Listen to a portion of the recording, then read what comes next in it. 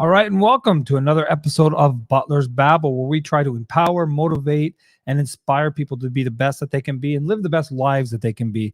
And how do we do that? We tell that through stories from other individuals who've went through some sort of a hardship in their life. They've gotten through it, or they're working their way through it, and they want to share their stories with you so that they can try and help you get through what you're going through.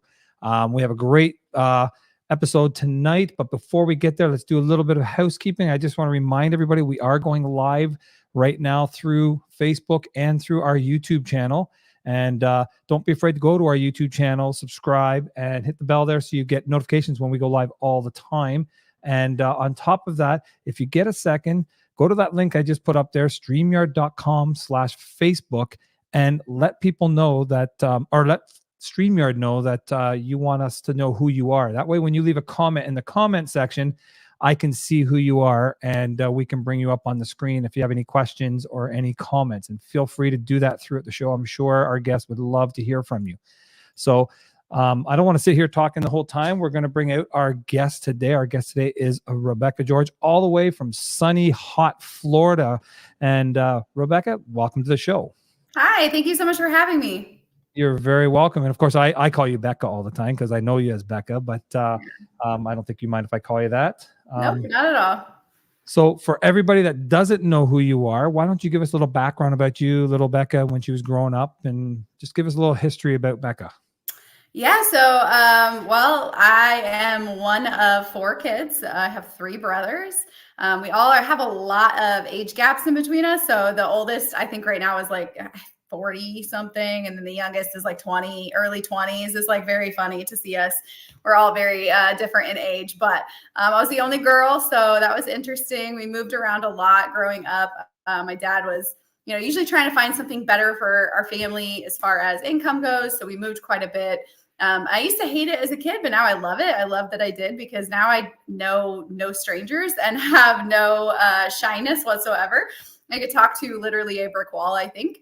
And so I really enjoy that I can do that because of how much, we moved around. So I was born in Colorado, moved to the Midwest when I was about 5 or 6 years old, lived in the Illinois, Indiana area most of my life. So I always say there's really nothing there except corn and farmers, but, that's where I grew up at. So definitely, a kind of Midwest staple girl, I guess.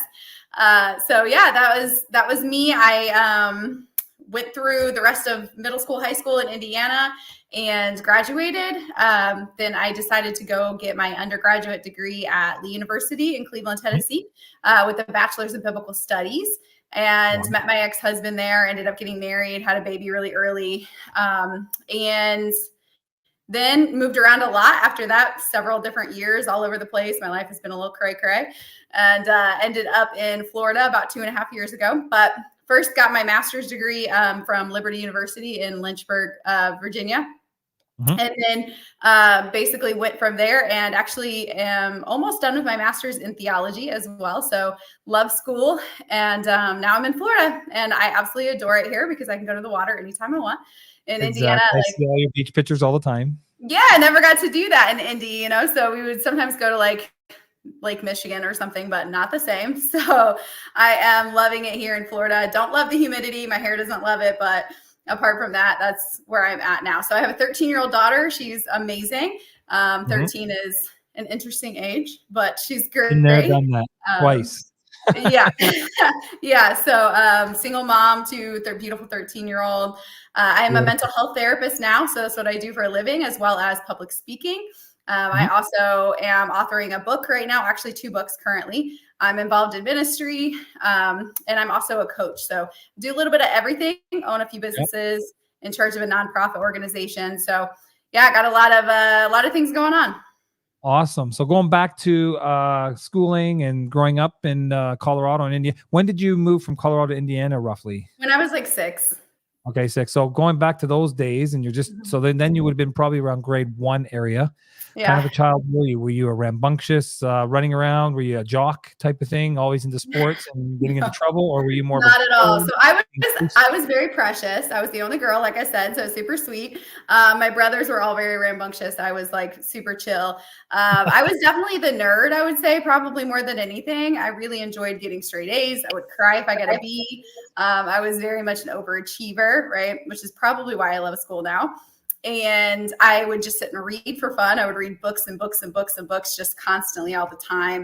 Mhm. I had a weight problem since I was like 5 years old, honestly, is when I actually first found out that I was chunky. I didn't even know. And then one of my neighbors pointed it out in a very rude way. And so I was never the kid who, did any sports. I did a little bit of sports like in college, but mainly just for fun because I would have been picked last 100%. Was not the person who ever did any kind of sports, was not the person who was coordinated enough to be cool. I did have a kick-ass personality. So because of that, I did have a lot of friends, but Yep. I, definitely was the chubby, awkward, weird girl for sure, until I started kind of coming into my personality a little bit, and then got into some theater. So I did that in high Mhm. school. Loved Yep. acting. Loved anything that I could be in theater was amazing for me. So yeah, that was me. That's awesome. Any particular favorite theater type plays that you did while you were in school, or? Oh, geez. I love them all. Honestly, Rent is probably one of my favorites. Okay. Yep. Yeah. So, but I never got to do that one. It's just one of my favorites to watch. But I got to do like Guys and Dolls. I don't even remember all the ones that we did. But honestly, I was in I show was choirs. always the We did a lot supporting of. cast. I was never the actor. I was the supporting cast. So like we did Oklahoma, and I was the one like a rancher in the background there, just jumping up and Aw. down and things like Yeah, that. You I remember just that loved one? and I did a lot of theater and stuff through my church as well. Like we had this really big like drama team and ministry team where I got to act a lot and do plays and things like that. And I did it through the community centers as well. So it's definitely my favorite thing to do. That's awesome. So we're going through high school now.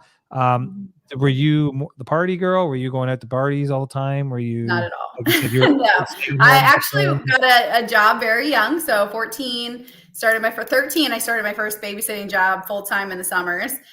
14, I got my first job, worked all the way through high school, put myself through private school. So I really wanted private school education. So I paid for myself to go through private school. And I was able to pay for my car insurance, my car payments, my cell phones. I stocked all my money away. I literally worked like 50 hours a week illegally because I worked under the table some of the time so that I could make sure that I got as much money as I could. I kind of miss those days because I had a lot of money stacked up and no bills other than just small little things compared to now. But I definitely was that person who was working consistently all the time and just didn't, I had a really great group of friends, Yep. but it was all around work. So I really didn't do any partying. I came from a very conservative Christian family, which shout out to my mama for teaching me about Jesus, but it was very conservative, very Christian. So to give you an example or understanding, I couldn't watch My Little Pony as a kid because it was Mhm. magical. I couldn't watch Smurfs. I couldn't watch, any of the things my friends could watch. Couldn't do any of the things my friends could do. So yeah, I was pretty sheltered until I went to college. Okay. No, I know what you mean because my wife was like that too. She grew up in a Jehovah's Witness family, and so there's a Mhm. lot of different things that she had to go through that a lot of us wouldn't understand, of course. And that she's not Jehovah now, like that was her upbringing. But there was a lot of stuff in school and things that she couldn't do and others could do and things like that. So Yeah. I know exactly what you're talking about. So you're going through high school, and where do you go from there? So you said you went to college. Now, Mhm. when did some of the other stuff happen? Like you said, you're always in a weight problem and stuff like that. But then we found out about stuff going on with your face and stuff. Did that happen later on in life, or is It that through happened college? after I had my daughter. Yeah. So Okay. I went to school, got my bachelor's in biblical studies. Like I said, met my ex-husband the first day of my college career. So 18 Mhm. years old, met him, was engaged a year later and engaged a year after that. And so basically for the first 2 years of school, I actually traveled and did a lot of ministry theater type of stuff. So we did drama. We worked on a lot of like, with some homeless people. We went to Canada that year is one of the places that I went, Great Ontario. place. So I went somewhere there. But it was for America's Thanksgiving. So it was freaking Okay. cold. It was ridiculous. November. Yeah. Yeah. So it was great though. I got to travel. Got to go to Prague, Czech Republic. I went to Switzerland. I went to all sorts of places to be able to do ministry for those 2 years, then got married. And yeah, so college really was a great time for me, but I wasn't super involved in most of the college things. I was in a sorority my last year of school, but for the most part, I got married really young and just did ministry and hung out with him for the most part. Yeah, no, that makes sense. And but you got to travel and that, and you're married, and then you had your daughter. Yeah, then I had my daughter, and that was actually a really traumatic experience. I almost died giving birth to her. Oh, So really? That was a really rough experience. Yeah, so I actually found out when I was 5 weeks pregnant that I had a blood clot disorder and didn't know. And the doctor said, you have multiple blood clots around the placenta. We want to go ahead and terminate the pregnancy. And I said, absolutely not. I trust that God will see me through. I was on bed rest my whole pregnancy throughout the whole entire thing. Went into labor 6 weeks early, ended up hemorrhaging on the table. And it was a really, really scary moment for me and for my daughter. I was kind of in and out of consciousness for the first couple of days of her life. So I struggled a lot to bond with her in the beginning because, I really wasn't all there. I was kind of out of it. And so it was a really rough recovery after that. And a really low blow of you're not supposed to have any more children physically. This could be dangerous. You could die. And that was really devastating for me because I wanted more kids. So yeah, it was quite the process. And then 9 months later after I had her is when they found the tumor on the side of my face. So I went on vacation and literally had this tiny little bump that like I found on the side of my neck. And I thought, well, that's really weird. And I thought maybe like my lymph node was swollen. I wasn't feeling well. And then like a day later, it got a little bit bigger. And a day later, it ended up being about the size of like a softball. Wow. And it had completely broken through my skin and it was massive. And so I called my doctor and said, hey, I'm out of town visiting family. I was in Texas at the time. So I'm out of town visiting family. What do I do? And I sent him a picture and he was like, you need to get to a hospital now. And so I ended up going into the emergency room, ended up having to get emergency surgery. It was like a 4.5, 5 hour surgery. And basically they said, we found some cancerous cells inside of the tumor, but it hadn't spread anywhere. I didn't need chemo. I didn't need radiation. Praise God for that. But they said the good news is we got it all out. The bad news is that we hit a nerve while we were in there. Right. So they said, you'll never smile again. And that was really rough for me because I was like, look, I'm overweight. I was 330 pounds at the time, 325 pounds. I was like, my face is all I got. You know what I'm saying? Like, that's my bread and butter. Like, you can't take that from me. And basically the doctor was like, you're never going to be able to smile again. And that was absolutely devastating for me. So I went through a few years. They ended up having to reconstruct my face. They took off like part of my ear. They went all the way back here and all the way down. And they said, if I would have waited a few more hours, I would have died because I had an infection. I had gone septic. Ouch. So it was really rough. And they ended up, just putting me in physical therapy. I did physical therapy for years. And I said, I refuse to not be able to smile. Me down. Like, yeah, I'm going to smile. Like, I'm a person who laughs all the time. That's what's going to happen. So I did tons of physical therapy. I prayed a lot. I worked a lot. I did a lot of things. But it's still a big insecurity for me because I still have a lot of nerve damage. So I have no feeling on this whole side of my face whatsoever. It's just completely dead. And a lot of times you'll see me, like sometimes I'll be talking and I start drooling out the side of my mouth, which is so cute. But it's because I can't control that side of my mouth very well, right? They also had to take most of my salivary glands out. So I only have very few salivary glands left on this side. So they took all of that out. So because of that, I've had all these cavities and issues with dry mouth and things like that. But the biggest issue and concern is just that sometimes I look like I had a stroke when I smile because I can't get this whole side of my face up, right?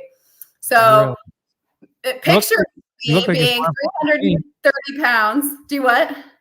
It looks like you smile fine to me. So, well, picture me being 330 pounds, not being able to smile at all. So like my face looked like this, and I couldn't I couldn't smile at all.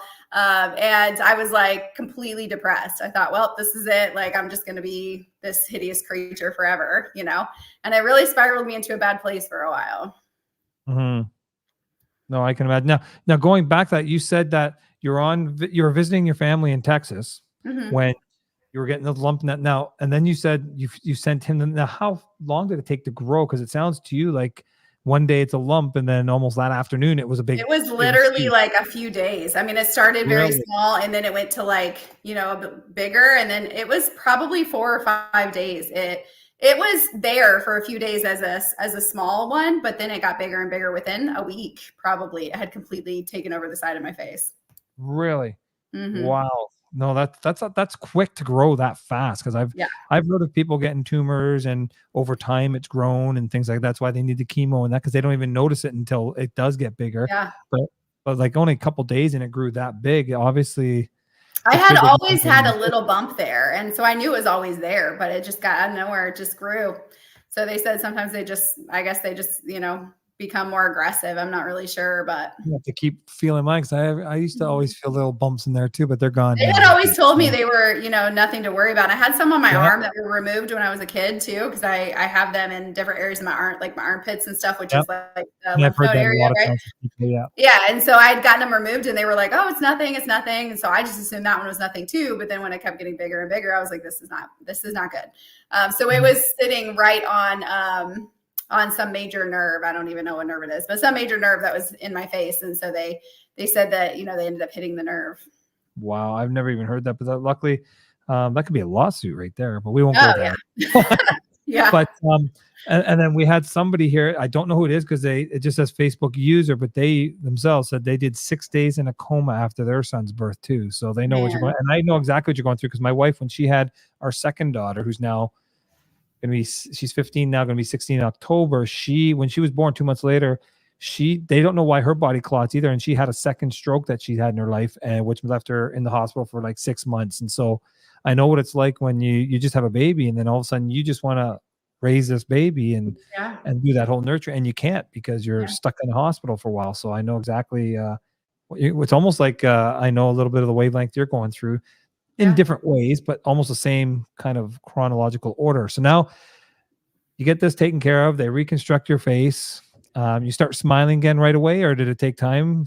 Took years of physical Really? therapy, years of me pulling it up and trying to move it around as I would talk, years of trying to like hide behind, just things. God was so good though. I mean, honestly, like it was a much quicker process than I thought. I mean, within 2 years, I really could completely smile. It just was, whenever I do a forced smile, like if I go to do pictures or something, the side of my face will shake.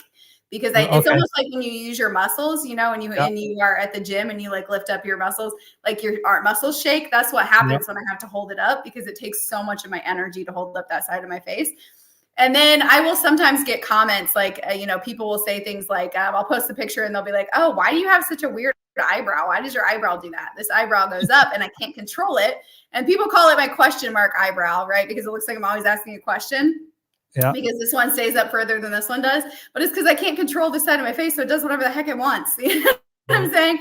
And so it used to be a really big insecurity for me, because I was like, especially on camera, when you and I first met, the camera flips, right? So it sometimes will not mirror your video, so you see opposite. And then I can notice the differences in my face so much. And that's all I see whenever I look at pictures most of the time, is how my face does not look the way it used to look.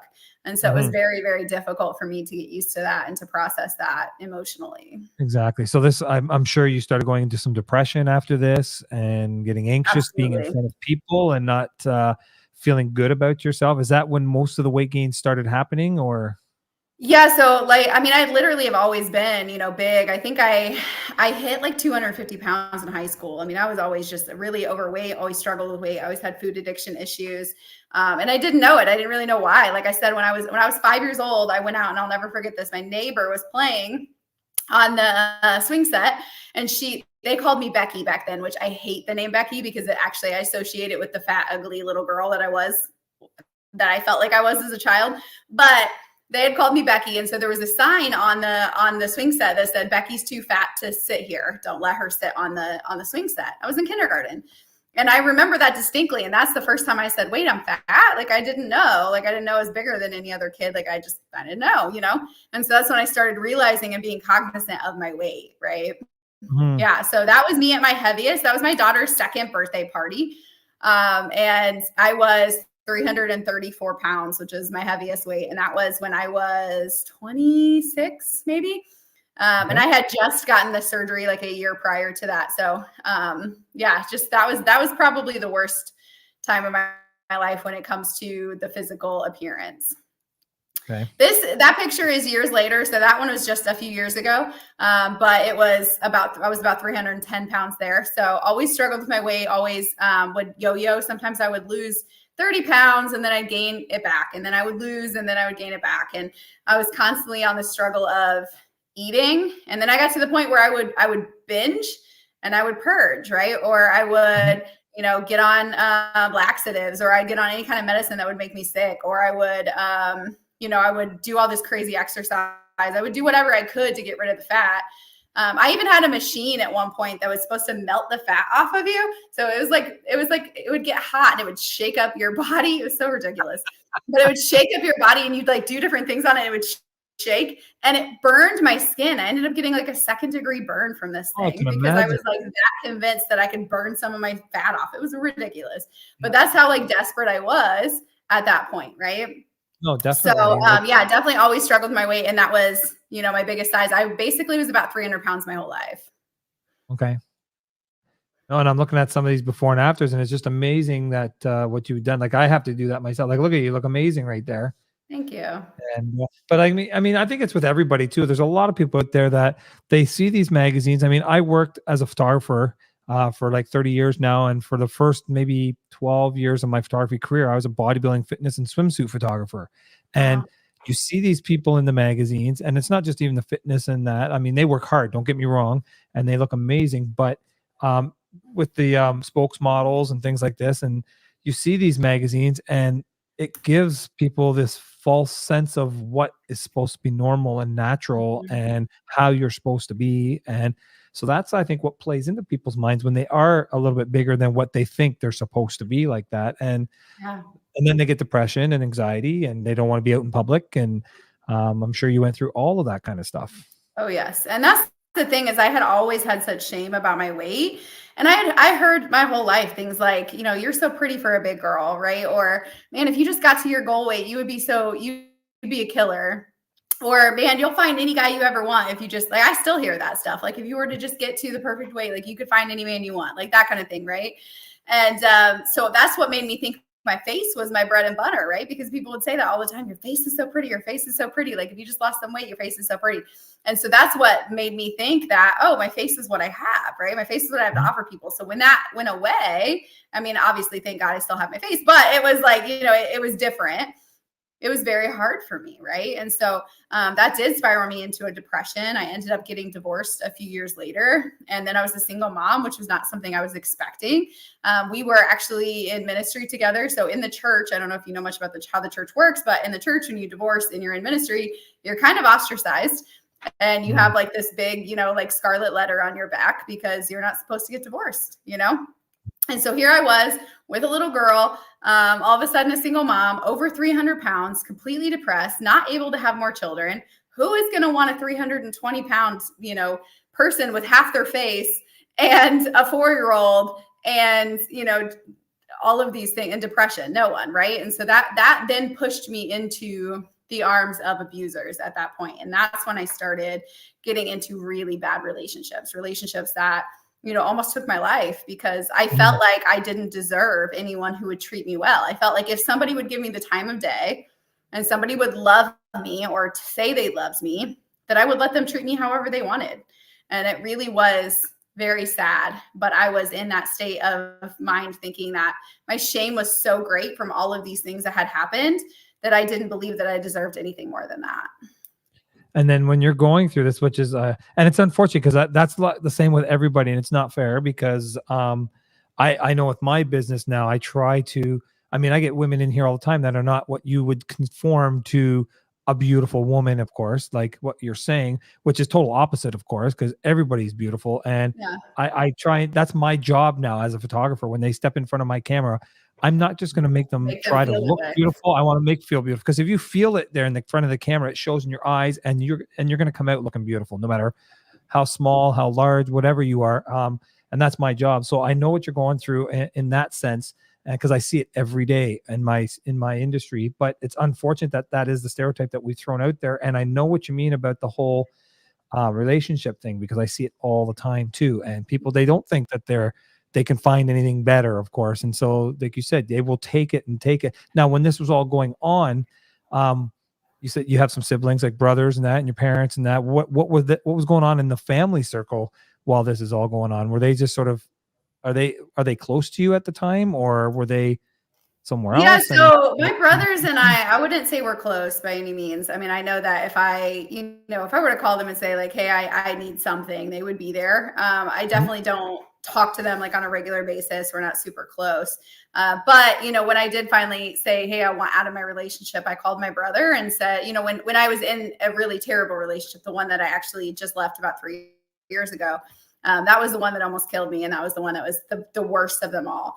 I did call my brother and I just said, I don't know where else to go. I need you. And the issue was that he had completely separated me from my family, from all my friends, from anyone. He didn't want me to have anyone in my life. And that's what abusers and narcissists do. And he had completely separated me to where I was, hiding in the bathtub to text my mom, or I was hiding in the bathtub to text anyone in my family or friends because he hated me having any kind of contact with anyone. And so because of that, I had gotten even further away from my brothers. Also, there was some judgment. My brothers definitely judged me for the fact that, I was in this relationship in the first place.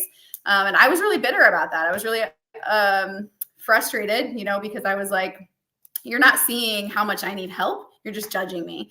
And so because of that, we had a lot of misunderstandings, a lot of frustration towards each other, and a lot of lack of trust, but when I finally needed, when I needed them all, they were there, and I called them and I just said, hey, I need out.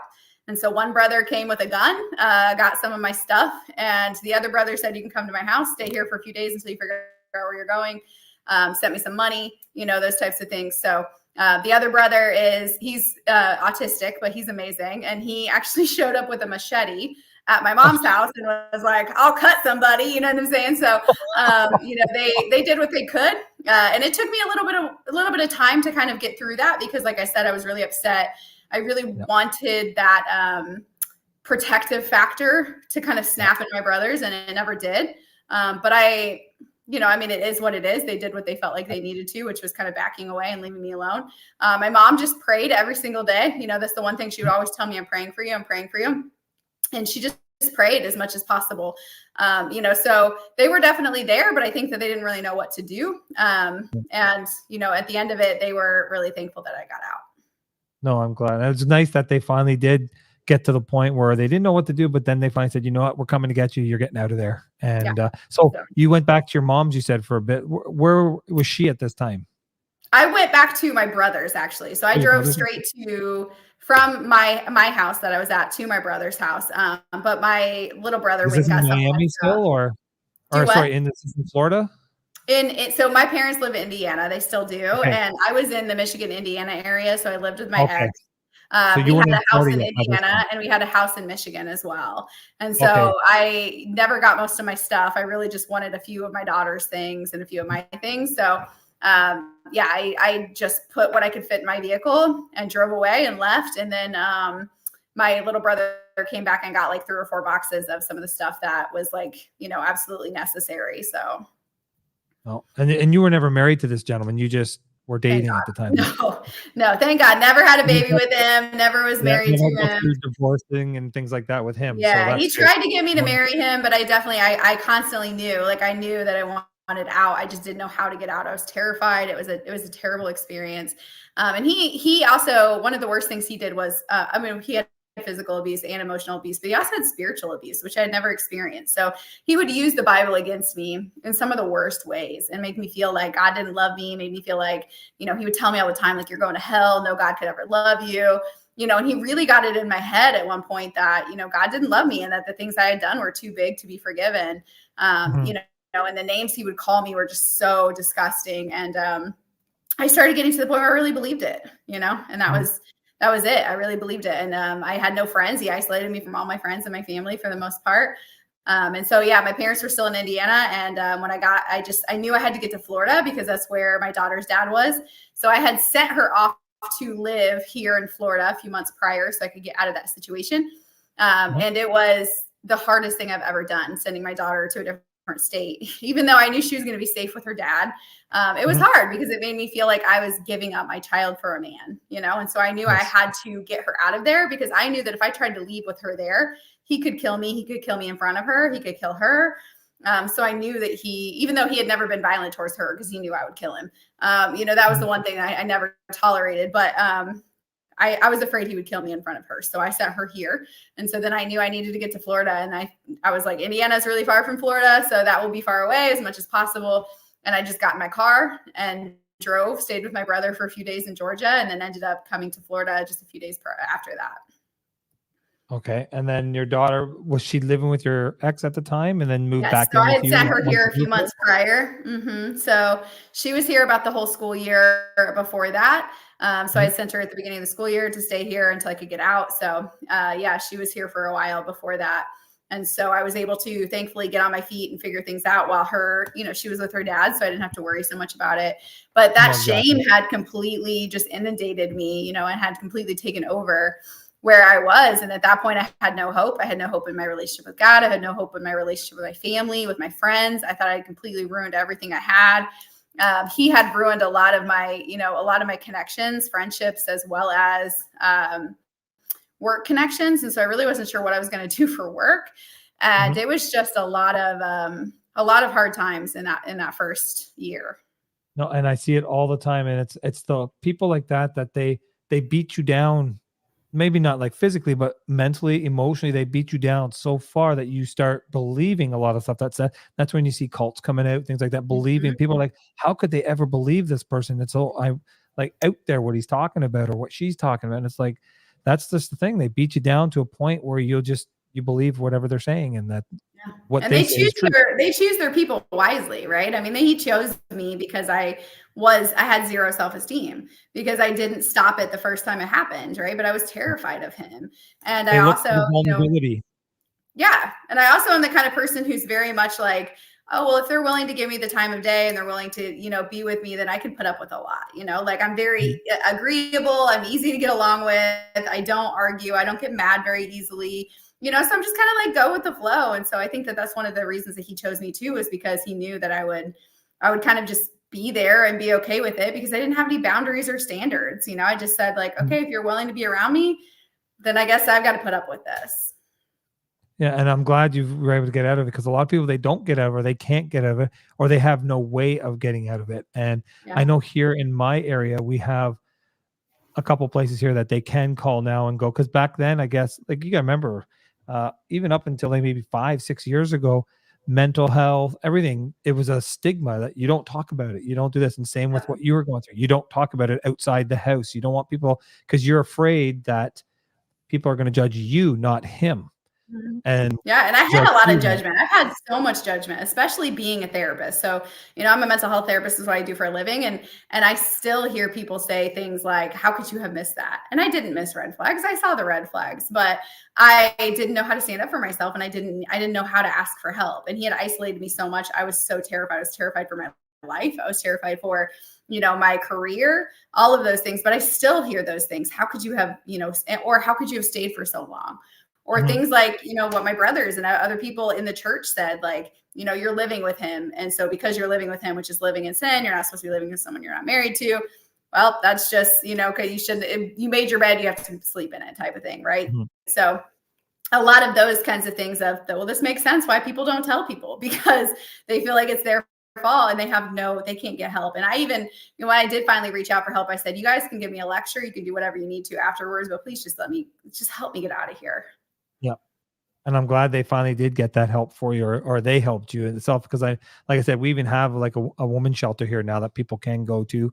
We have some different mental health places here that you can call and just talk to them on the phone if you have to, no matter what the situation is. And they'll just sit there and talk to you just until you feel better and stuff like that. So I'm glad you were able to find these. Crazy people, and I shouldn't say that. The problem is with people who are very, very mentally ill or have, a lot of spiritual issues, is that there's no helping that at some point. You know what I'm saying? So there's no helping as far as, there's nobody who could really help you or save you if they're that far gone. Right. And I knew that. And I had 2 restraining orders against him, and they were both dropped because he would sue me to get them dropped, and he would go in there and he would threaten the judge. He would threaten the court. I mean, he was nuts. And so because of that, I was like, I know that if he wants to kill me, he's going to kill me, no matter what a piece of paper says, no matter what anybody else says. Right. And so that's why women stay, because I knew that if he really wanted to kill me, I still to this day believe that if he wanted to kill me, he would have. So, I mean, that's the thing, is that like at some point women know there's only so much they can do if they're that level of out there. No, exactly. And I'm hoping things change for the better, because I know a lot of people that go through similar situation, and it could be not just what you were going through, but it could be living with somebody who is addicted to drugs or Yeah. alcohol or anything, and they are still abusive people. And it's hard to get out of that situation because there's not much of a blanket for you when you're doing this, nothing to hold on to. And the courts it does happen like that all the time. They get up there, and it's almost like or even if you go to the authorities, and that a lot of times it's almost like until you're actually laying there almost dying on the floor or something's happened physically to you, they don't want to do anything about it. It's like, well, and it depends on who has more money, right? So he didn't have a job and he made his money illegally. I will leave it at that. And so his money, like he had a lot more money than I did, right? And so because of that, also I had paid for all the bills. So he was able to keep all of his money because he had convinced me that I needed to pay the bills. So I paid the bills at both houses. He kept all of his money. So he had 100% of his money saved away. And he would continue to take me back to court time and time again, where I couldn't miss work to go to court every other day. I couldn't miss, I couldn't do these things. And I emotionally couldn't handle standing in front of a judge with him all the time and being terrified of him. So then I would drop the no contact order, and then he'd show up at my job, and then he would make threats to my coworkers, which made my bosses want to fire me. And then it would be a whole thing where I didn't want to be fired. So I would just leave, And that was a continual thing where I was like, how am I going to even get out? He wanted me to be so dependent on him that I wasn't able to get out. And so that's why he would always attack my career, because he knew if I didn't have money, there was no way I was getting out. Yeah. So, and it's like I said, it's a lot. It's glad that your brothers finally did say, you know what, we're coming to get you. You're getting out of there. They take you back to his place. Now, how long is it from then to you actually get back to Florida and reunite with your daughter and things like that? It was only about a week. So my brother wasn't comfortable with me staying for very long because he didn't know what this guy would do if he would show up at his house. So I only stayed for a few days. And then basically, like, because God is so good, he had it figured out to where I actually just, because I had no money and I wasn't sure what I was going to do, so I had just paid a deposit on a new house with him.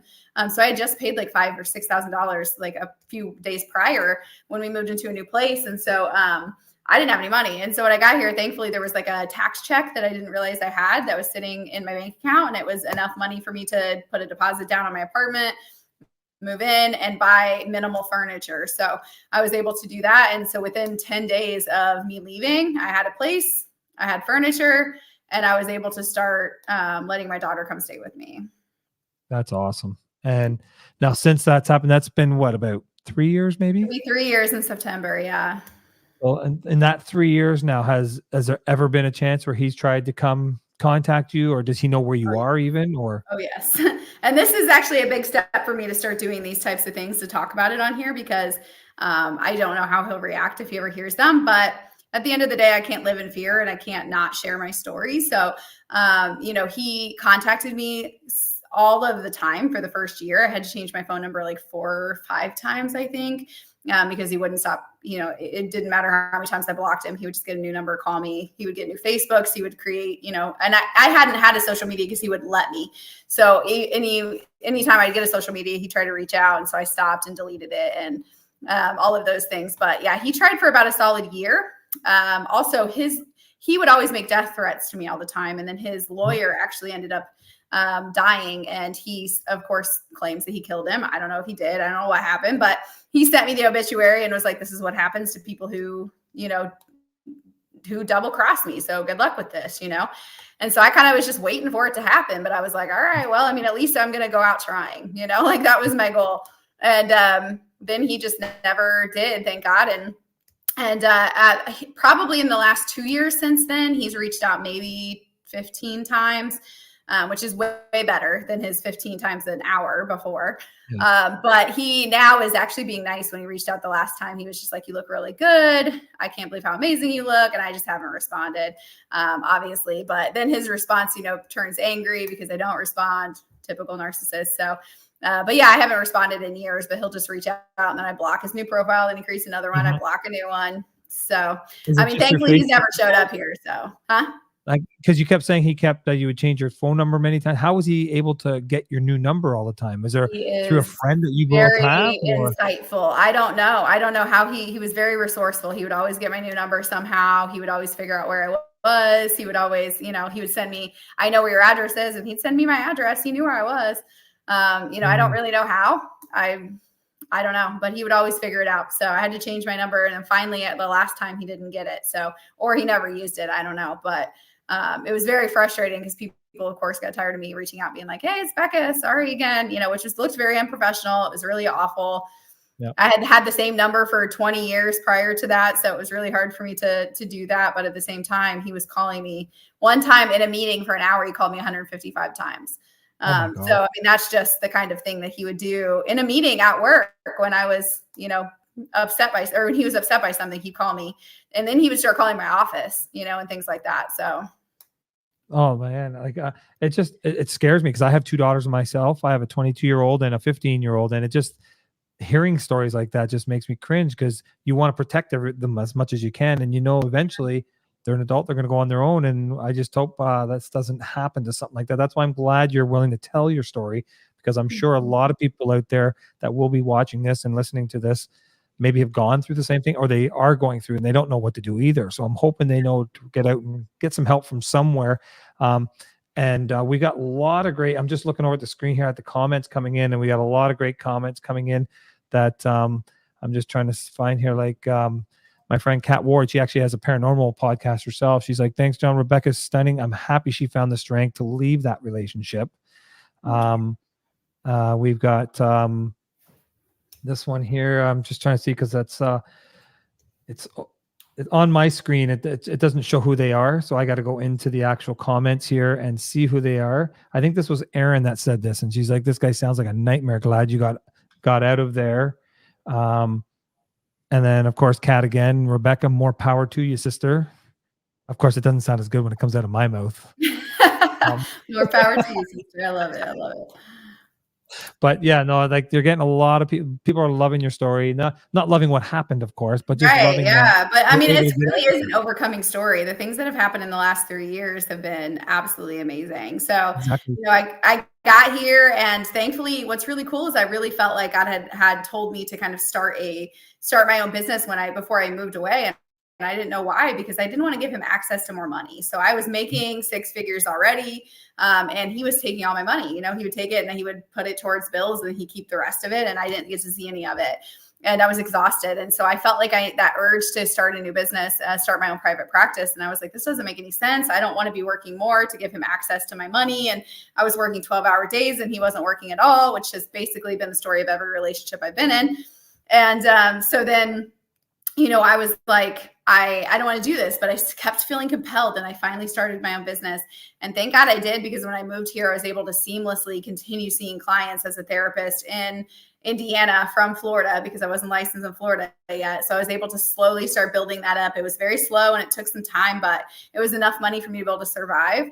And so it was really great. And then over the course of that next few years, I started a coaching company. So I wasn't just doing therapy, because therapy kind of you can only do it so many places because of legal reasons, right? You have to be licensed in the state of where you're doing it at. And so, it really limits you. So I started a coaching company so that I could coach as well through the lens of cognitive behavioral therapy. But meanwhile, I was still having a lot of struggles internally, and it was really hard to go and help people through these things, but also be going through these things and not be able to tell anyone on the side, right? I was afraid of judgment. I was afraid people would say, you shouldn't be a therapist during this time. What was I going to do? Go flip burgers? Like, I didn't have any other education. I didn't have anything. And so I tried to compartmentalize it. I really did. And over the course of the next few years, I started trying to heal. And that's when I came to a place of, really finding hope again. I found hope. My relationship with God is the most important part of my life. So for me, I found that hope through Christ, but feeling like I wasn't completely without hope for the first time in a long time. And I was able to recognize that the pain and the weight that I was carrying around, the physical weight, was actually a symptom of internal pain that I had. And I remember the moment that I was taking a shower, 310-ish pounds. So not my biggest, but pretty big. And I was taking a shower and I just felt like I needed to look in the mirror. I needed to look in the mirror. And I felt like God said, look in the mirror and look at yourself naked. And when I tell you, I avoided mirrors to the point where I had things over my mirrors. I had towels over my mirrors. I had blankets over my mirrors. I avoid places with mirrors. I hated looking at myself. But I forced myself to sit there and look at myself for about 20 minutes. And then I just broke down in tears. And that's when I remember seeing myself as beautiful for the first time. Nothing had changed. My body hadn't changed. I was still 300 pounds. I still was hating myself. I still didn't have the perfect face. I was all of these things. But I looked at myself and I said, wow, like there is some beauty here. I didn't know. And I realized this is just fat, right? Like, so I told myself for the first time, instead of being like, I hate myself for this, I said, this is pain that I'm carrying around on the outside of my body. And immediately things changed for me after that. That's when all of these limiting beliefs started changing for me. I lost 130 pounds. I have started working out. I started doing Brazilian Jiu-Jitsu. So I went from, oh no, where are you at? Oh, I'm here still. Oh, okay. I was like, I can't see you anymore. You just see me. Okay. So I started doing Brazilian Jiu-Jitsu. So I went from literally having, not doing anything when it comes to sports or anything, to doing BJJ, to working out and, doing weight training, to doing boxing, and all of these things that I didn't even realize that I could do. Lost all this weight, started a new business, started a nonprofit organization for girls ages 13 to 17, teaching them not to compare themselves to other girls, and to find out what's beautiful about them. And, during that time, I started healing, started going to therapy, started just working on myself. And then my whole life, has completely changed in the last few years. So I still have not found an amazing relationship yet, but I believe that that's coming. But as of now, everything else has, really been so incredible. And I still struggle. I'm not going to lie. Like there's still that voice in my head that says you're not pretty enough, you're not special enough, you're not important enough, you're not any of those things. But that's why I tell my story, so that I can remind myself of that same thing that I remind other women of, which is, your worth is who you are as a person, right? Who you are in Christ, and also who you are to other people, who I am, like helping other people in my story, and then I overcome through that story, right? So my life has completely changed in the last few years. And I'm glad to hear that. I'm sure everybody here watching will agree with me when I say, like, you look beautiful, you look vibrant. You and I have gotten to know each other over the last few months, talking back and forth all the time. And you're just a beautiful person on the inside too. And I think that shows too. And that makes you even feel beautiful, I'm sure. So we're getting, like I said, we got a lot of good comments. Aaron's even says, I'm going over to this side here. It says, yes, unfortunately, there are those out there that can relate to you. It's important to get your story out there so that they can find the strength to leave and find happiness themselves. Because look at what you've done since all that. Yeah, it's taken you a couple years since then, but look at you now. You're doing all these things. You're helping out. You're helping younger generation. How's your daughter doing now? She's doing great, I'm hoping. She's great. Yeah. And that's one of the reasons I left too. I needed her to see that. Well, I'm sure that affected her too, because back then, I'm sure it usually affects them too, like going to school, hanging out with their friends, like they don't know. I'm sure, hey, why don't we go back to your place? And like, no, I don't want to go back to my place or something. Like, I'm sure on a young, because she would have been roughly about 10 years old at that time. Yeah. And so that's got to be hard on her too, to see her mom going through this too. I know that he didn't do anything to her, thank God, but I'm sure just seeing you going through that must have been tremendous on her also.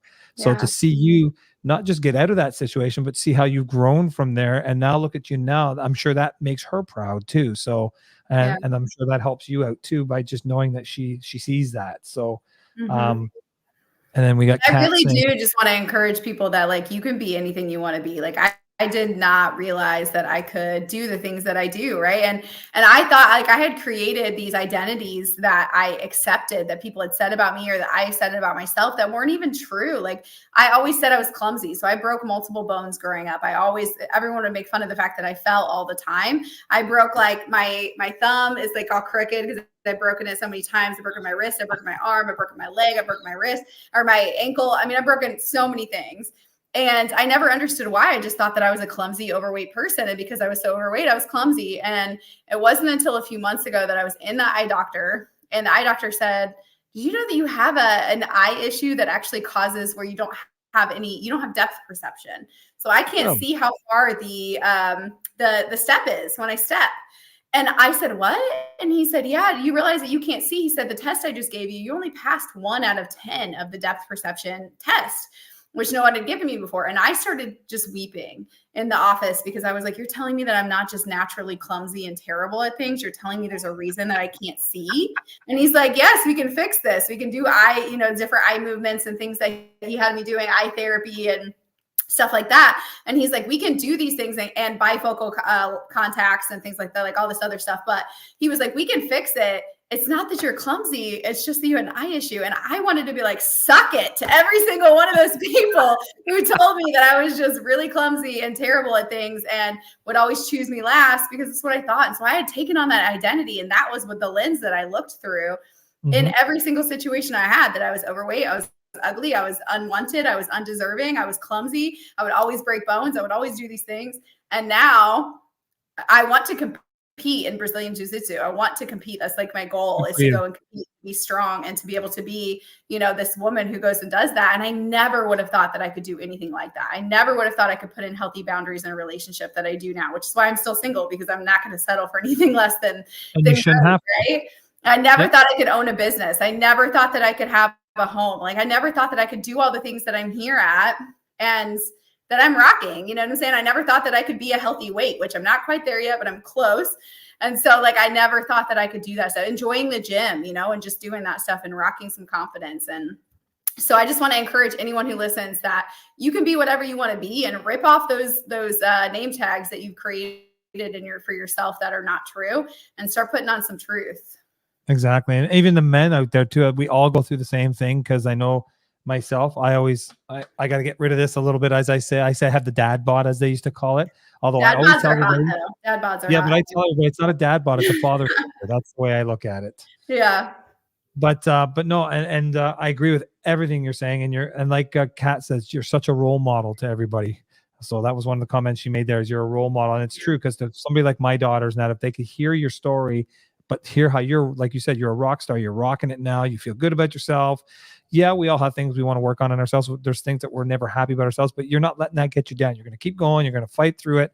And you shouldn't have to settle. Like you said, with your relationships, don't settle. Until that person comes along, be happy by yourself. And you have your daughter, you have your family. That's all you need. I'm traveling all the time now. I'm doing the things I never want. Like, I never thought I could do. I'm traveling and speaking. Speaking is my passion. That's what I want to do. I actually want to get out of mental health entirely and just speak and write books and go to like different places, domestic violence places, to talk about my story, as well as, universities. I want to talk at universities about helping, them to see themselves as, as important and special, and not, go down the path that I did. Right. And so now I'm traveling. I'm not waiting for a man to travel. I've been all over the place in the last few months. I'm going to be, coming to Canada here shortly. I'm going to be in the Bahamas in a few months. So, I'm traveling all over the place and not waiting, and just, getting that confidence to say, I only get one life, and I'm definitely not going to settle because of who I thought I was. That isn't even true.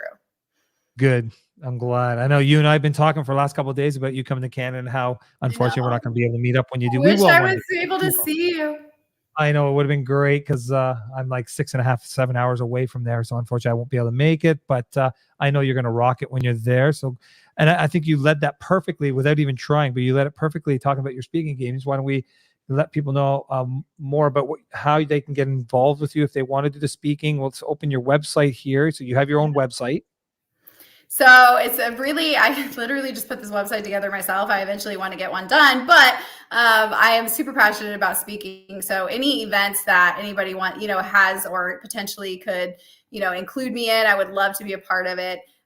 So basically, like I said, I share my story and really talk about how to get out of shame. I go much more in depth about my story, and much more in depth about how other people can get rid of limiting beliefs and low confidence and imposter syndrome, and how they can create the life that they want by really looking at their shame and eradicating their shame. So the book that I just finished, that I'm looking to publish here shortly, is called Out of the Pig Pen, My Journey Out of Shame. And it's a parallel to the prodigal son story, but it basically talks about how I was stuck in this pig pen and was able to get out of it by dealing with my shame. So I love speaking. I love, being able to encourage people in any way I can. Hopefully my book will be out here shortly in the next few months.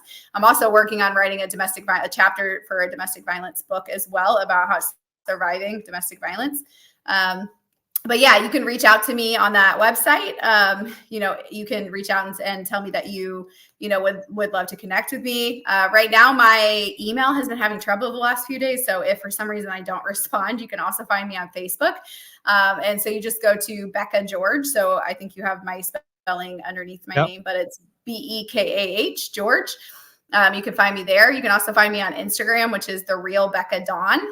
So you can find me there as well. Send me a message. Let me know that you heard me here. Connect with me. I love meeting new people. I would love to come to your city or your state or your province. Is that what you guys call it there? I don't know. Yeah, whatever. States, yeah, provinces, yeah. Yeah. So I would love to come wherever you are and speak to your group or church or anything like that. So yeah, super excited to make new connections.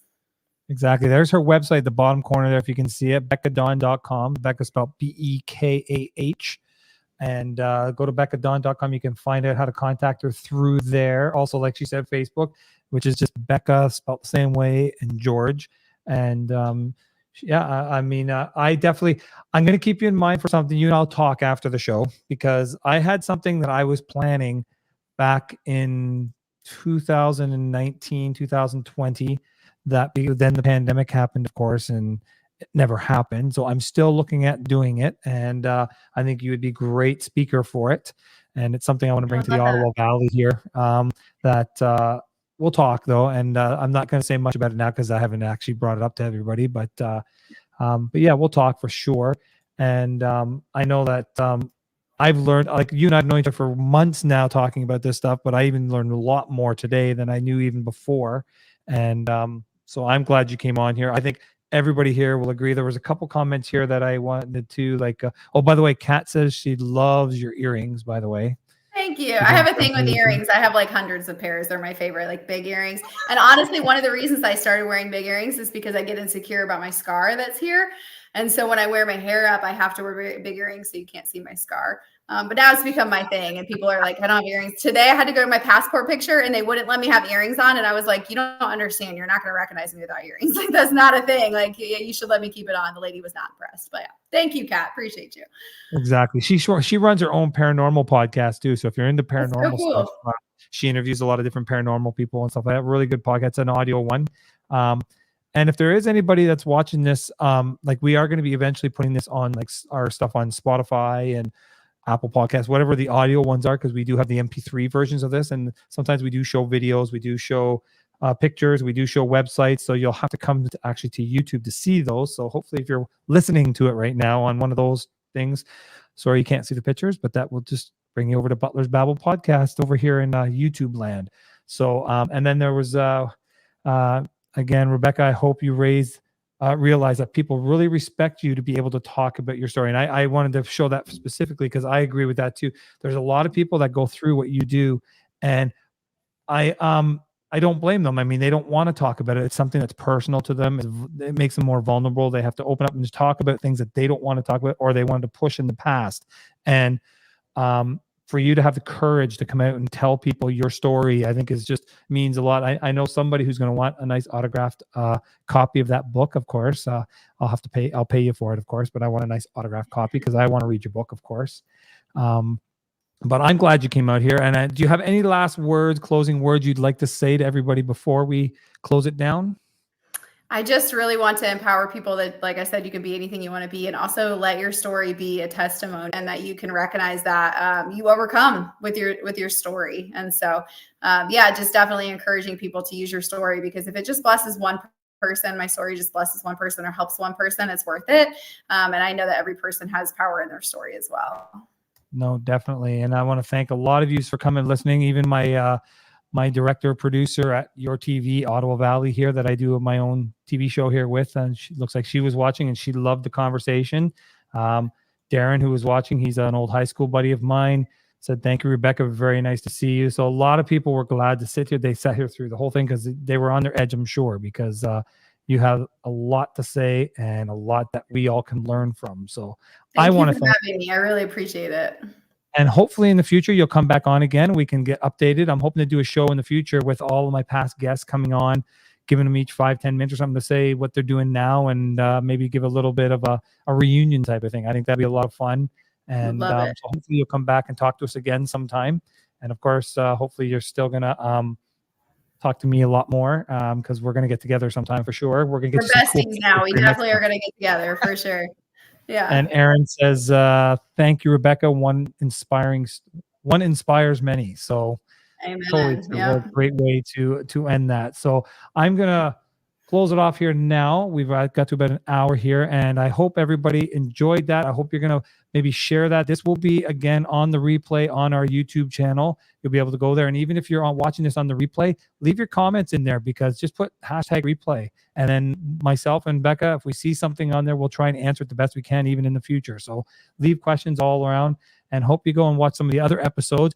We have another one actually coming up next Thursday night. We have another guest coming on, and then the Tuesday after that. So we got 3 weeks in a row of Butler's Babble. So what a great way to start it. Thanks, Rebekah, for coming on. And to everybody else out there, thank you for being here. And remember, anybody asks, say the Butler did it.